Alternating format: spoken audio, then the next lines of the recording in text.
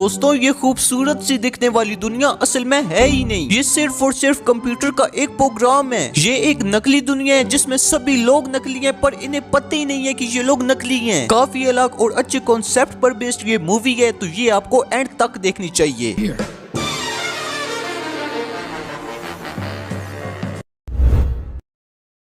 Movie start होती है तो हम साल 1937 का एक सीन देखते हैं। जहाँ हम हैनन नाम के एक बूढ़े आदमी को देखते हैं जो इस वक्त होटल के कमरे में मौजूद था और एक खत लिख रहा था। हैनन काफी अमीर था, हर कोई इसे जानता था और इसकी काफी इज्जत करता था। वो अब बार में आता है और बार के मालिक को एक खत देकर कहता है कि ये डगलस नामी आदमी को दे देना। ये कहकर हेलन वहाँ से चला जाता है, लेकिन बार का मालिक खत डगलस को नहीं देता और खुद ही उसे पढ़ने लगता है। इस तरफ हैनन चुपके चुपके अपने घर आता है, जिसकी आड़ से उसकी वाइफ जाग जाती है और पूछती है कि फिर से तुमने सिगरेट पीना शुरू कर दी, जिस पर वो हाँ कहते हैं। अब हमें हैनन की आंखें काफी करीब से दिखाई जाती हैं। इसकी आंखों में एक अलग सी चमक होती है, तभी इसकी आंखें काफी बड़ी मशीन में खुलती है। दरअसल हैनन एक साइंटिस्ट है और 1937 वाली जो दुनिया हमने देखी वो असली नहीं है, बल्कि वो सिर्फ और सिर्फ एक कंप्यूटर का प्रोग्राम है। इनकी ये टेक्नोलॉजी इतनी खास नहीं थी, इसलिए हैनन और इसकी कंपनी इसे अच्छा बनाने में लगे हुए थे। अब ये वक्त जिसमें हैनन आया था ये साल 1999 होता है। जैसे ही वो यहाँ आता है तो सीधा बार में जाते हैं। इसके बाद ये उसी डगलस नामी आदमी को कॉल करता है जिसके लिए इसने खत छोड़ा था। डगलस इसी के ही वर्कर होता है। दोनों मिलकर कई सालों से इस प्रोजेक्ट पर काम कर रहे थे। काफी कोशिश करने पर जब कॉल नहीं लगती तो हैनन उसके लिए एक वॉइस मैसेज छोड़ देता है। वो कहता है, डगलस मुझे कमाल की चीज मिली है जिससे हमारी दुनिया का वजूद ही बदल जाएगा। पर इतनी देर में पिछले दरवाजे से कोई आता है और हैनन को मार देता है। सीन अब चेंज होता है और हम डगलस को देखते हैं। वो अपने घर में जैसे ही नींद से उठता है तो वॉइस मैसेजेस चेक करता है, मगर इससे पहले वो हेलन का वॉइस मैसेज सुनता उसे पता चल जाता है कि हेलन की मौत हो गई है। इससे वो काफी दुखी हो जाता है और पुलिस उसे हेलन की लाश दिखाने ले जाती है। अब जिस पुलिस ऑफिसर को ये केस दिया जाता है वो डगलस से पूछता है कि क्या हेलन की किसी के साथ कोई दुश्मनी थी या हाल ही में किसी के साथ झगड़ा हुआ। डगलस कहता है नहीं, सब उसे काफी पसंद करते थे, मगर क्योंकि डगलस ही हेलन का सबसे करीबी था इसलिए पुलिस का सबसे पहले शक डगलस पर आता है। पुलिस अब डगलस के साथ उसके घर आती है। पूछताछ करने पर डगलस बताता है कि मैं और हेलन एक प्रोजेक्ट पर काम कर रहे थे। साथ ही वो पुलिस को बताता है कि हेलन काफी अमीर था, उसके पास बहुत पैसा था। तभी डगलस से जीन नामी लड़की मिलने आती है जो खुद को हैनन की बेटी बताती है। ये सुनकर डगलस को काफी हैरानी होती है क्योंकि डगलस को नहीं पता था कि हैनन की एक बेटी भी है। इसलिए वो जीन से कहता है, मुझे कभी भी हैनन ने आपके बारे में नहीं बताया। जिस पर वो कहती है, मगर डैड आपकी बात करते रहते थे, वो चाहते थे मैं आपसे मिलूं, इसलिए मैं यहाँ आई हूँ। पुलिस ऑफिसर अब जीन से पूछताछ करने लगता है और डगलस अपनी लैब में चला जाता है। इधर 13 फ्लोर पर एक खास किस्म की लैब थी। यहाँ ही वो खास कंप्यूटर्स और मशीन्स थी जिनकी मदद से ये लोग नकली दुनिया में जा सकते थे। इधर हम डगलस के साथ ही एक लड़के को देखते हैं जो डगलस के साथ काफी टाइम से था।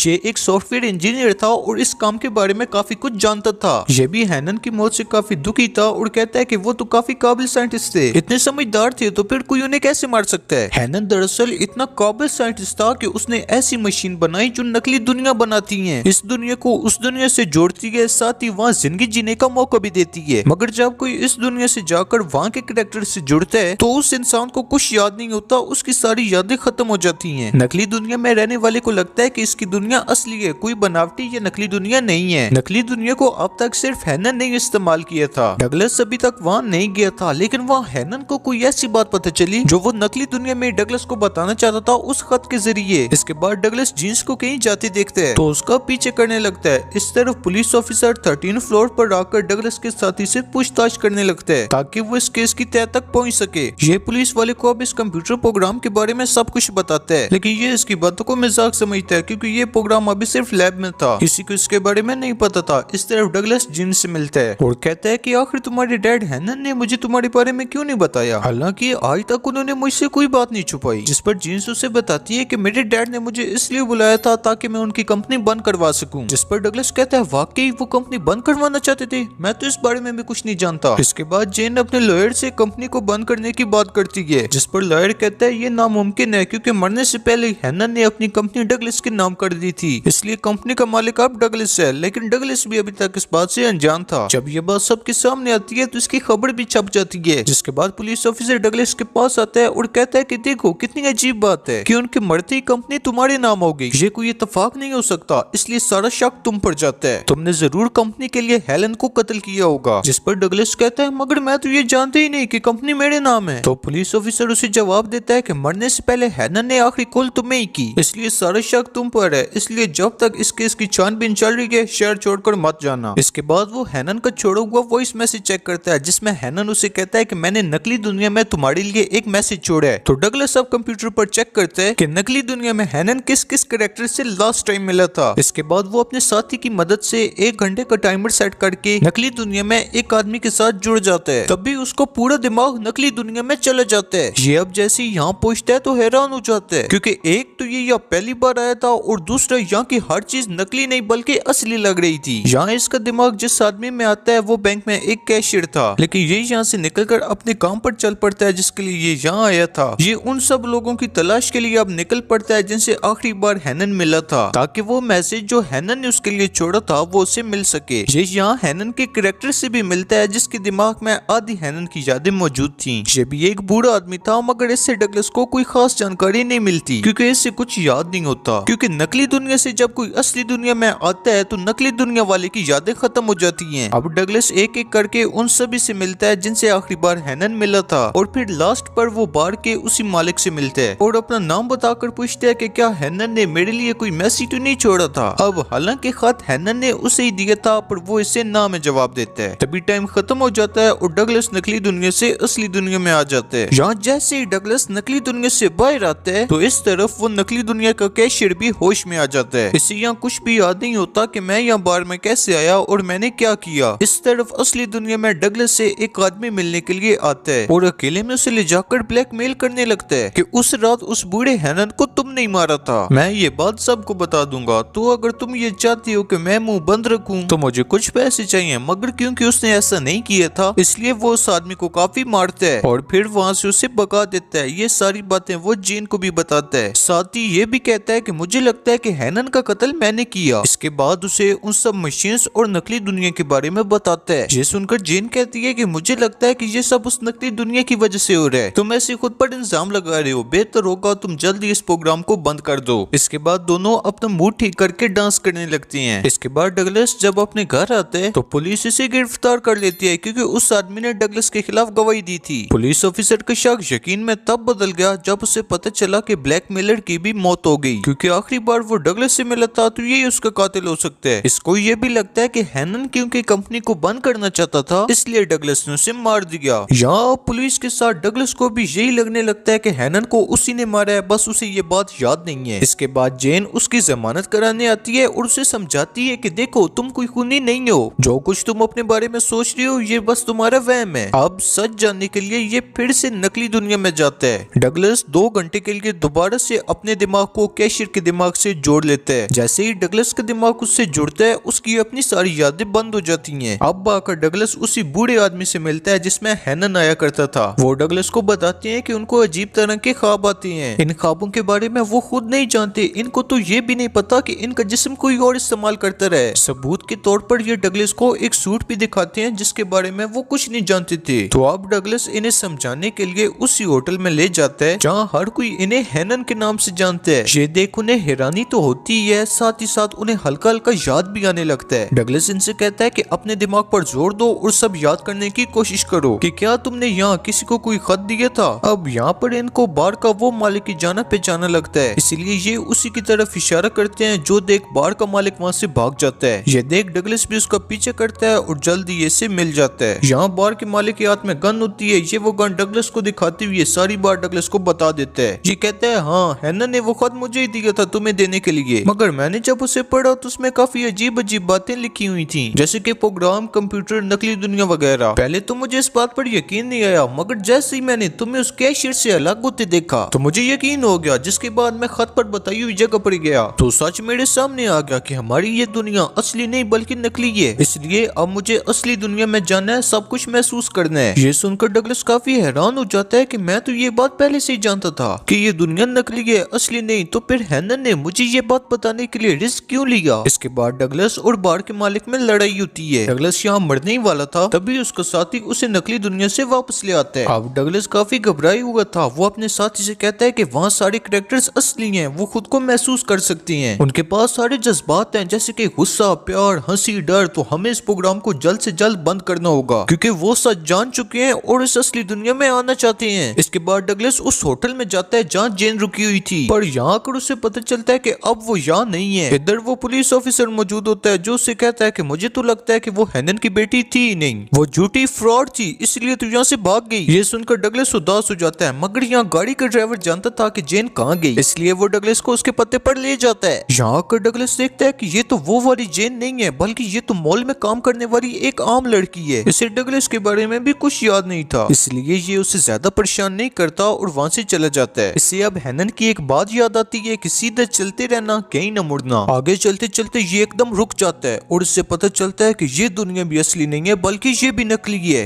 ये दुनिया भी सिर्फ कंप्यूटर का बनाया हुआ एक प्रोग्राम है और डगलस भी कोई इंसान नहीं, बाकियों की तरह एक करैक्टर है जिनके जिस्म में जाया जाता है। ये देखकर डगलस समझ जाता है कि यही वो राज है जो हेनन मुझे बताना चाहता था। तभी वो मारा गया। इसे मारने वाला वही होगा जिसने ये नकली दुनिया बनाई, ताकि किसी को ये ना पता चल सके कि उनकी दुनिया असली नहीं है। इस तरफ पुलिस ऑफिसर जेन से मिलने मॉल में जाता है तो वो उसे भी नहीं पहचान पाती। इसका नाम इस दुनिया में नताशा था। नताशा को कुछ भी याद इसलिए नहीं था क्योंकि उस दुनिया की तरह इस दुनिया में भी जेन अक्सर इसके दिमाग के साथ जुड़ती थी। तभी इसके दिमाग के साथ दोबारा से जेन जुड़ जाती है और डगलस को फोन करके मिलने के लिए बुलाती है। जब ये दोनों मिलते हैं तो जेन डगलस को बताती है कि इस तरह की हजारों बनावटी दुनिया है, कोई भी असली दुनिया में पाया नहीं जाता। ये सुनकर डगलस कहता है मेरा तो कोई वजूद ही नहीं है, मैं तो बस एक प्रोग्राम हूँ, मुझे बनाने वाले ने बस एक बटन दबाया तो मेरे तो वजूद ही खत्म हो जाएगा। ये कहने के बाद डगलस उदास और जज्बाती होकर रोने लगता है। ये देखकर जेन उसे सच बताती है। वो कहती है कि तुम्हें बनाने वाला मेरा हस्बैंड है, पहले उसने हेनन को मारा और बाद में मुझे उसकी कंपनी बंद करवाने के लिए यहाँ भेज दिया, मगर हेनन काफी चालाक था, ठीक वक्त पर उसने कंपनी को तुम्हारे नाम कर दिया। अब अगर मैंने तुम्हें ना रोका तो मेरे हस्बैंड ने मुझे धमकी दी है कि वो मुझे भी मार देगा, क्योंकि लोगों को परेशान करने, उन्हें कत्ल करने में उसे बड़ा मजा आता है, इसीलिए वो नकली दुनियाएं बना बनाकर वहाँ के कैरेक्टर्स के साथ ऐसा करता है। अब अगर मैंने तुम्हें ना मारा तो वो मुझे मार डालेगा, मगर मैं तुम्हें नहीं मार सकती क्योंकि मैं तुमसे प्यार करती हूँ। ये बात मेरे हस्बैंड को भी पता चल गई है, वो अब हम दोनों को मार डालेगा। ये सुनकर डगलस कहता है मैं तो कोई इंसान नहीं हूँ, बल्कि मैं तो कंप्यूटर का एक हिस्सा हूँ, तो तुम मुझसे कैसे प्यार कर सकती हो। जिस पर जेन कहती है जब से तुम्हें इस दुनिया में बनाया गया तब से ही मुझे तुमसे प्यार हो गया। इस तरफ डगलस का साथी सच जानने के लिए नकली दुनिया में जाता है और ये चला जाता है उसी बार मालिक के दिमाग में। ये यहाँ पहली बार आया था इसलिए ये भी काफी हैरान हो जाता है। अब क्योंकि इसके आने से पहले बार का मालिक गाड़ी चला रहा था तो इसके आने से गाड़ी का बैलेंस खराब हो जाता है और उसका एक्सीडेंट हो जाता है। ये देखकर पुलिस वाला जब गाड़ी के पास आता है तो उसे गाड़ी की डिग्गी से आवाज आती है। जैसे ही वो डिग्गी खोलता है तो इसके अंदर वही कैशियर बंदा हुआ था जिसके अंदर डगलस आया करता था। ये देखकर इससे पहले कि पुलिस वाले से गिरफ्तार करता सामने से एक गाड़ी आती है और इसे टक्कर मार देती है, जिससे डगलस के साथी की मौत तो वहीं पर हो जाती है, मगर बार के मालिक की यादें इस दुनिया में इसके अंदर आ जाती हैं। मतलब कि बार का मालिक सीधा 1937 से 1999 में आ गया था। जैसे ही अब बार के मालिक की आंख यहाँ खुलती है तो ये काफी हैरान रह जाता है। ये इस दुनिया में पहले ही आना तो चाहता था, मगर यहाँ आकर इसे हर चीज अजीब लगती है। यहाँ सिक्योरिटी ऑफिसर जब देखता है कि वो अजीबोगरीब हरकतें कर रहा है तो वो इस बारे में डगलस को बताता है। इसके बाद जब डगलस यहाँ आता है तो उसे देखकर समझ जाता है कि ये अब मेरा साथी नहीं है बल्कि ये वही बार का मालिक है। ये अब डगलस से कहता है कि मैं वो मशीन्स देखना चाहता हूँ जिनके जरिए मैं यहाँ पर आया। अब मशीन्स दिखाने के लिए जैसे ही डगलस इसे ले जा रहा होता है तो अचानक इसके अंदर जेन्स का हस्बैंड आ जाता है, वही जो असली दुनिया में है और जिसने ये सब बनाया है। वो बार के मालिक को गोली मार देता है जिससे उसकी मौत हो जाती है। इसके बाद वो जाता है जेन के पास, ये उसे डराता है और मारने वाला होता है कि तभी ठीक वक्त पर वो पुलिस ऑफिसर वहाँ पहुंच जाता है और डगलस जिसमें जेन्स का हस्बैंड था उसे गोली मार देता है, जिससे कि इन सभी यादों के साथ जेन्स के हस्बैंड का खात्मा हो जाता है। मगर डगलस का दिमाग और यादें असली दुनिया में आ जाती हैं। यहाँ पर हम देखते हैं कि जेन्स का हस्बैंड भी हूबहू डगलस जैसे ही है। डगलस को अब इस असली दुनिया में आकर पता चलता है कि ये साल 2024 चल रहा है और नकली दुनिया वाली सारी बातें सच हैं। नकली दुनियाओं की वजह से गलत काम बहुत ही कम हुए,